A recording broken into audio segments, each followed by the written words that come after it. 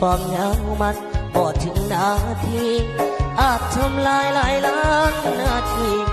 สิ่งดีๆที่เขารวมก่อนใจไว้สาวเว้ายังออกมาหูโตบ่นอเรื่องมือนี้อายสิบอกคิดต่อ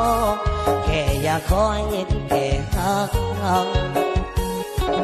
เก็บเอาไว้ก่อนคำว่าลาก่อนซึ่งไว้สาก่อนคนดีของอายแต่กี้แต่ก่อนหากันสำหรับอยากให้ลองตรองดูสักครั้งเก็บเอาไว้ก่อนคำว่าลาก่อนซึ่งไว้สาก่อนอย่าด่วนอย่าฟ้าวบ่ต้องปากกันหากันคือเก่าให้เป็นคือกัน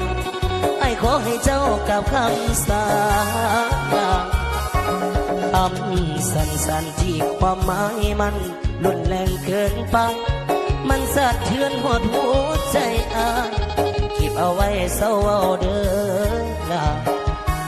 อยู่กันมาโดนต้องมีสังหนที่มีปัญหาผิดใจกันก็เรื่องธรรมดาอย่าถือสาให้มันเป็นเรื่องลา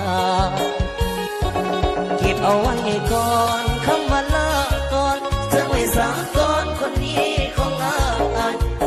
แต่กี้แต่ก่อนหากันสำได้อยากให้ลองตรองดูสักครั้งเก็บเอาไว้ก่อนคำว่าลาก่อนจะไม่สาก่อนอย่าด่วนอย่าฟ้าวบ่ต้องฟังกันหากันคือเก่าให้เป็นคือเก่าไอ้ขอให้เจ้ากับคำสาลา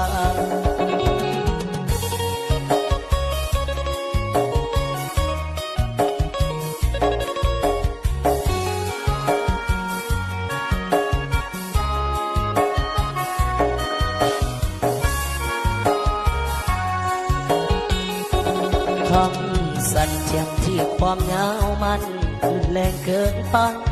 มันสะเทือนหดหัวใจอายหยุดเอาไว้เศร้าเอาเด้อล่ะอยู่กันมาโดนต้องมีสังหนที่มีปัญหาผิดใจกันก็เรื่องธรรมดาอย่าถือสาให้มันเป็นเรื่องลาเก็บเอาไว้ก่อนคำว่าลาก่อนสังไว้สาก่อนคนนี้ของอายแต่กี้แต่ก่อนหากันสำได้อยากให้ลองตรองดูสักครั้งเก็บเอาไว้ก่อนคำว่าลาก่อนสังไว้สาก่อนอย่าด่วนอย่าฟ้าวบ่ต้องปากกันหากันคือเก่าให้เป็นคือเก่าไอ้ขอให้เจ้ากับคำสาเก็บเอาไว้ก่อนคำว่าลาก่อนสังไว้สาก่อนคนดีของอายแต่กี้แต่ก่อนหากันสำได้อยากให้ลองตรองดูสักครั้งเก็บเอาไว้ก่อนคำว่าลาก่อนสังไว้สาก่อนอย่าด่วนอย่าฟ้าวบ่ต้องปากกันหากันคือเก่าให้เป็นคือเก่าไอ้ขอให้เจ้ากับคำสา